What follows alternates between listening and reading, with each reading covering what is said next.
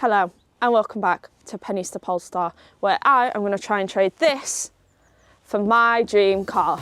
So everyone, I want you to cast your minds back to a couple of weeks ago when I first bought this V60 in a very sorry state from a crash damaged auction. But it's without saying that we wouldn't be at this point without this V40 and this Vauxhall Corsa, all of which I fixed with the end goal of making profit to earn enough to buy my dream car. So where does that leave us now? And that's with this, a car that looks fit for the scrapyard. But in the last video we stripped off this whole front end, and that was something that needed to be done, so A, that we could assess the damage, and B, we could get all the nice new shiny parts on. And I am making a promise that by the end of this video I will be driving this car and you won't even ever know that it's been crashed. But fixing cars doesn't come without its hurdles, and that is something we definitely encountered in this video, most of which were self-inflicted. So before we can get this car actually looking somewhat like a car again, we need to put all of things like this back in. So this is the new airbox, this is a new washer bottle, these were both damaged when it clattered a deer at 60 miles an hour. So these are fresh new ones, these are going to go on straight away, and then we can start to rebuild the front end, which is there. Okay, let's go. Putting the new airbox in is easy peasy. It literally takes 2 minutes. But to save the diesel engine from throwing a paddy, you've got to make sure that you remember to plug that MAF sensor in.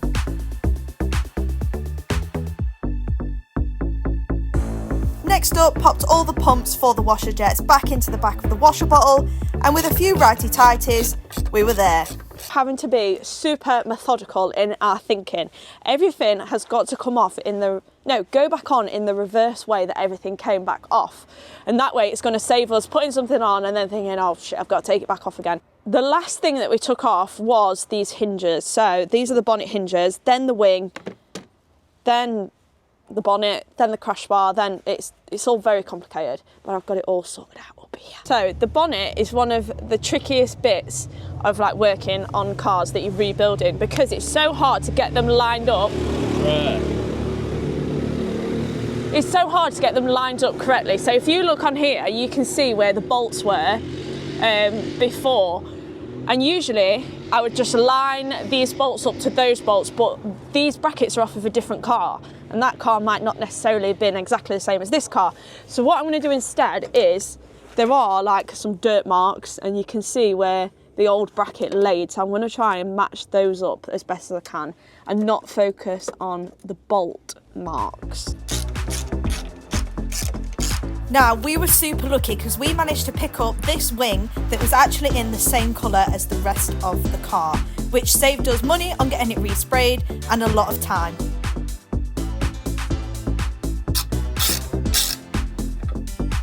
Hello? Some cats.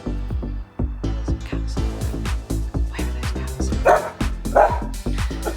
The slam panel is definitely something that I was very sceptical about putting on, because it's pretty much a make or break moment.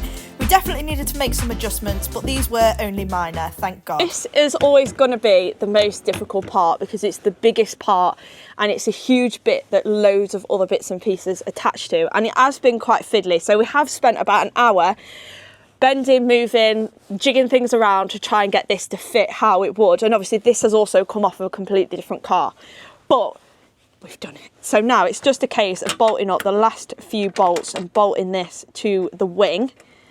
And then everything else kind of attaches to it. So the crash bar attaches to it, the bumper attaches to it, and the headlight attaches to it. And then it should actually look like a car again, which is crazy. Horns are reconnected. That's those there. Bonnet latch is one connected there, one connected there, and then we just need to put the actual release latch back on here, whichever way it goes, something like that. Now that this is pretty much in place, the next bit that needs going on is the crash bar. This one is off the front end of the car that we bought this bumper and everything off, so obviously it's white, which is going to be a bit of a problem because you are going to see it through the grille. But when this car goes to paint, this is also going to get painted grey like the old crash bar was.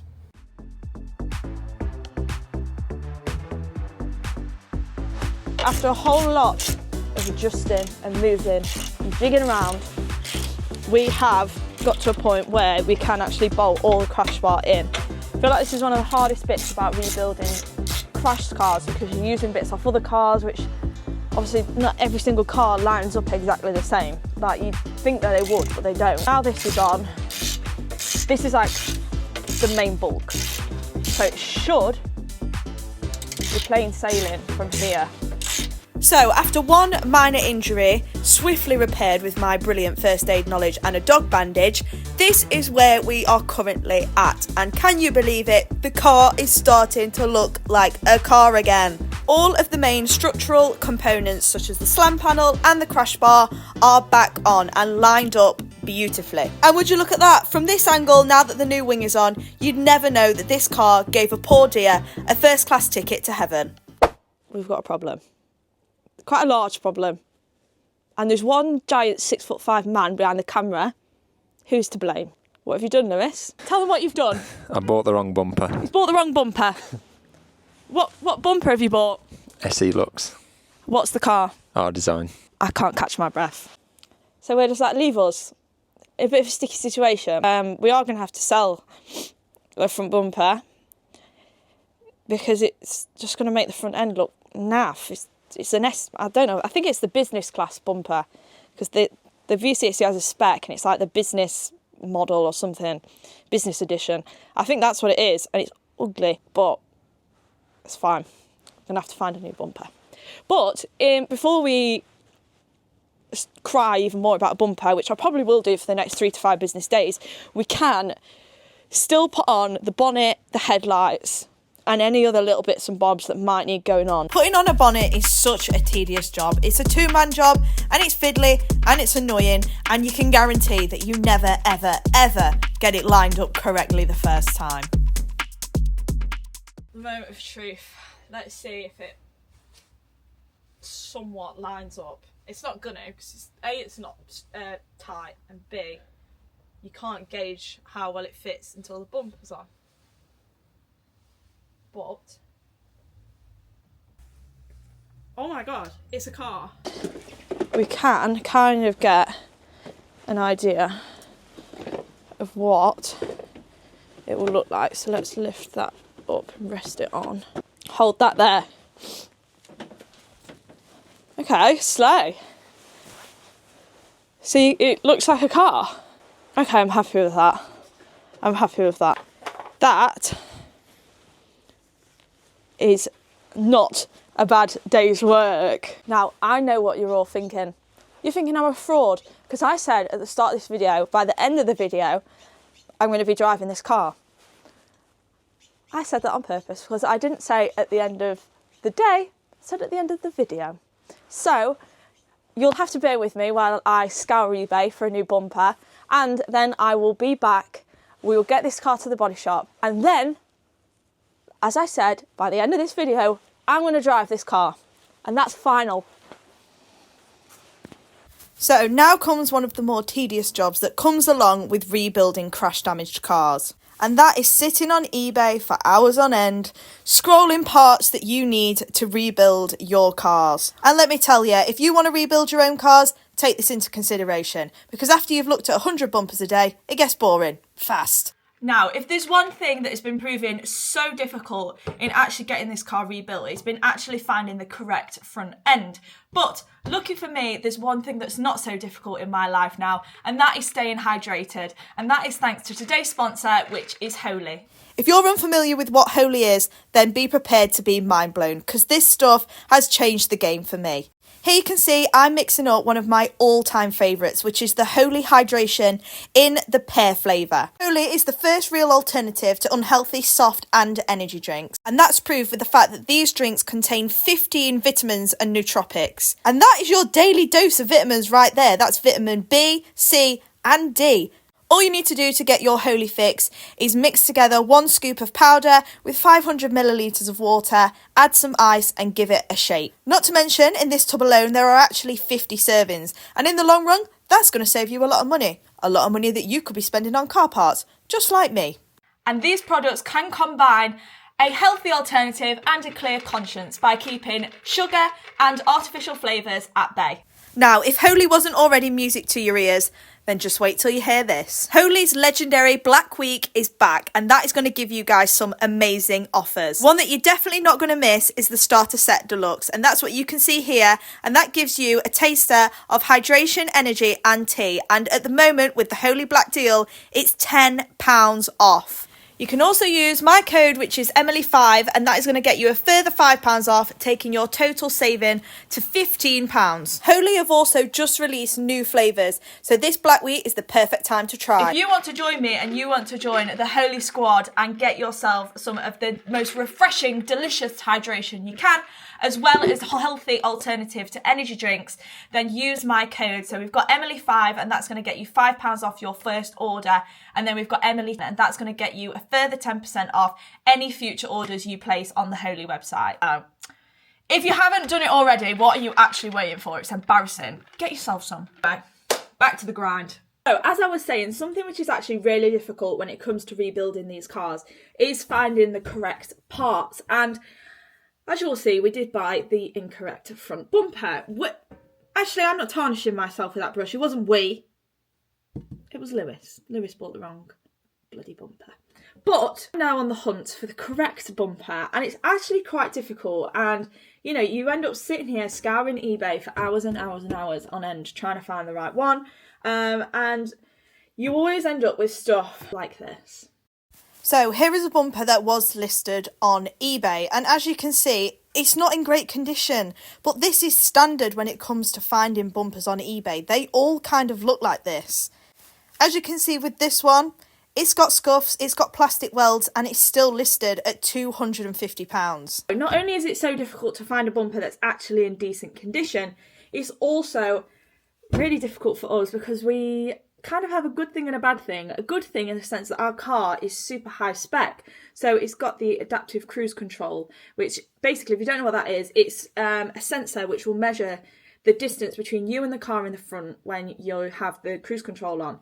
And if that car in front breaks, the sensor senses it, it slows you down as well, without you having to constantly go on and off on the cruise control. It's amazing. It's such a good feature to have on a car, especially if you like to munch up miles on the motorway.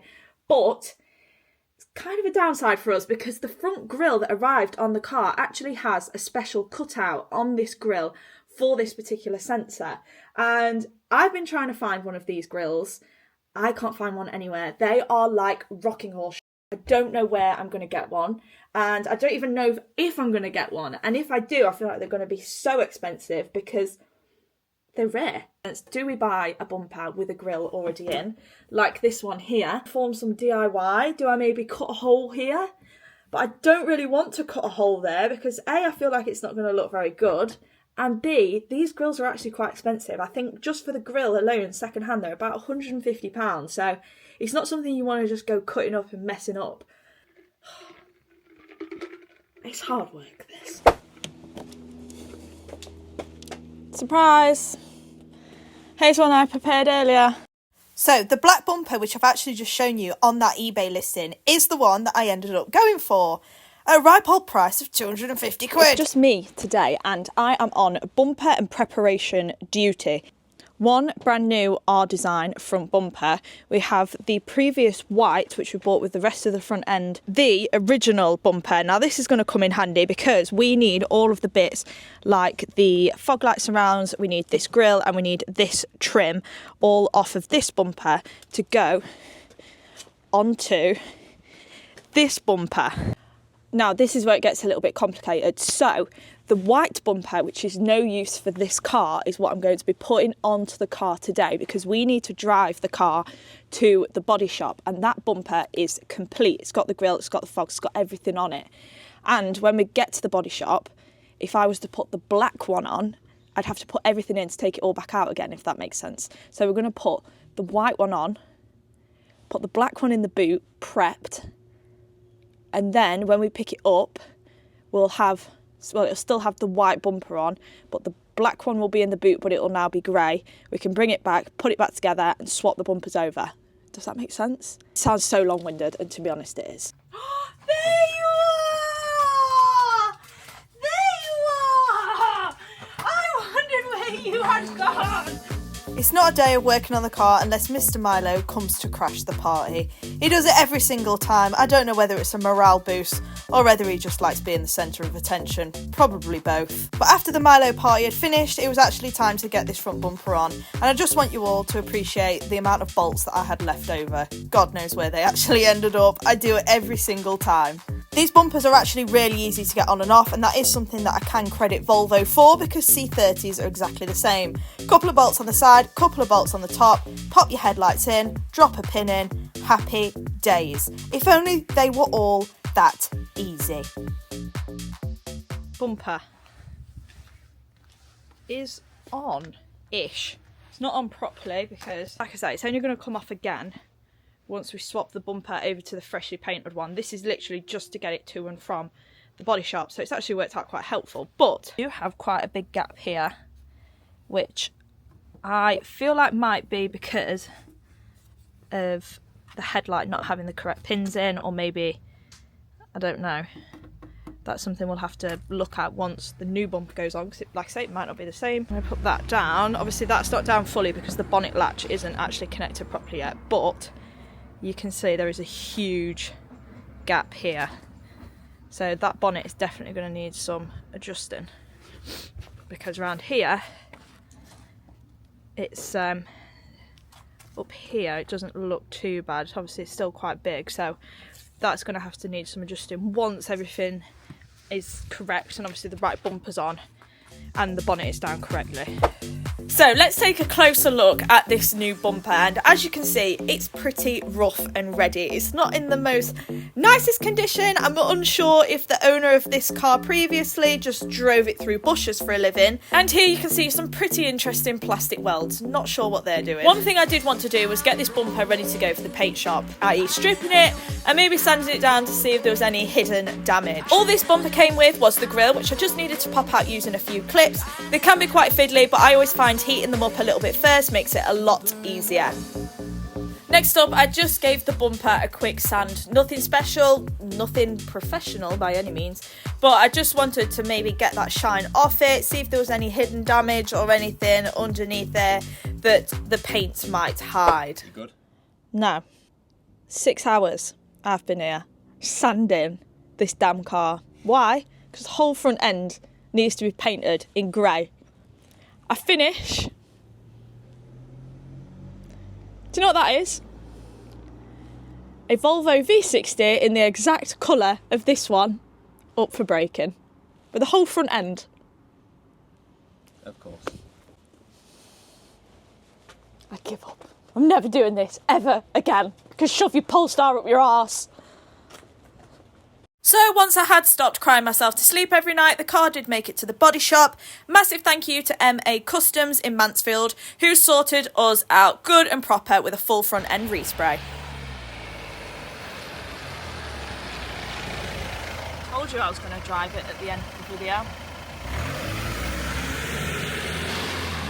Drum roll please, here she is. And doesn't she look $1 million, baby? Just like I said, you would never know that she had been crashed into a deer. And here is the crash damage side, and it's crazy to think a month ago it looked like this.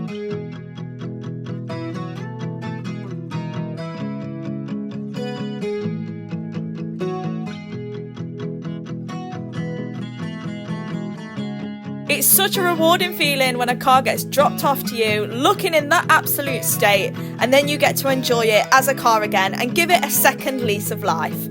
So obviously we've picked it up from the body shop, and it's had the front bumper resprayed in the grey, and it's also had the bonnet resprayed from the white to the grey.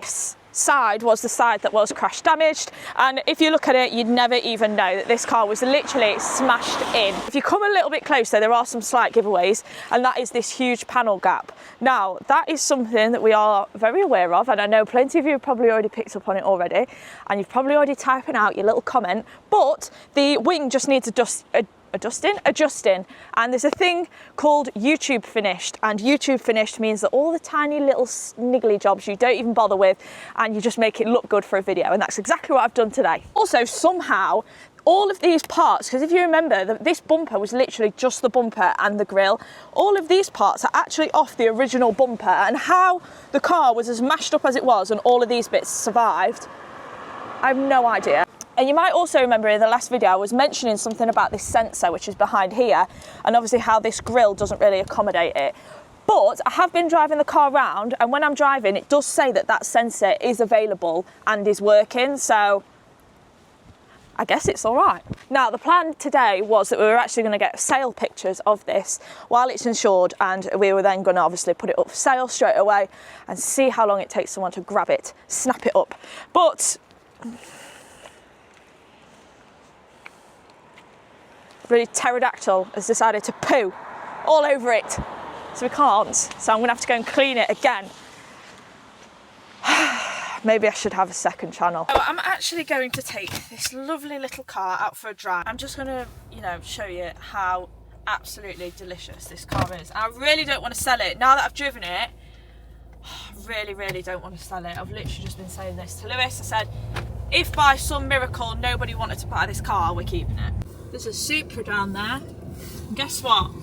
It's not as cool as my Volvo. This car is hands down one of the smoothest, comfiest cars I've ever driven. It's automatic, it's 8-speed, you literally feel like you're just floating down the road. For a big Volvo, I mean, I've driven lots of Volvos, and usually, well, mine feels like it's going to shatter your spine every time you go over a bump. And to be fair to Vera, she is a Rolls Royce in an ugly dress. But you will notice the SRS airbag light is still on, which is so weird because when I first got the car and I turned it on, that airbag light wasn't on, and then after a day or so it just decided to spring up. So I thought it was because the battery might be low, but I'm going to go home and I'm going to try and clear it. Believe it or not, for a diesel Volvo, it's actually quite nippy. Oh my god. Oh yeah! So we're currently in eco mode, but you can put it into performance mode, and look at that spicy red Volvo. And then I think it makes it a little bit more responsive. Yeah. Oh my god! But honestly, this car, for the amount of money that we paid for it, it is so much car. It is fully loaded. These seats are heated and they are unbelievable. I feel like I've actually wet my pants every time I sit in them. It's got full navigation, Bluetooth, it's got all of the radars, it's got the radars here to tell you if a car's pulling up next to you.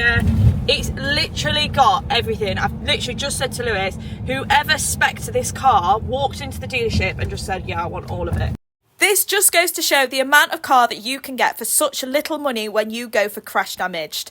It might put a lot of people off, and to be honest, it scared me too, but I'm so glad that we went through with it. If any of you guys do have the spare time, space and money to take on a project like this, go for it. Just be sensible and do your research, and you can get yourselves a cracking car for half the retail cost. So, if you guys want to buy a Volvo V60, this car is going to be going up for sale, and it is going to be so much cheaper. It's probably going to be the cheapest Volvo V60 of that year and that spec on the market by at least £1,000, maybe even £2,000. So, you know where to come.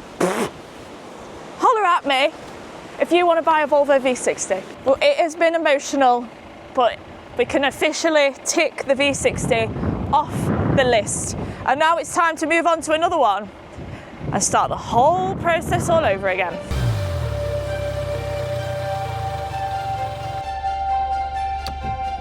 So that's one gone, and now it's been replaced by another one straight away. Here we go again.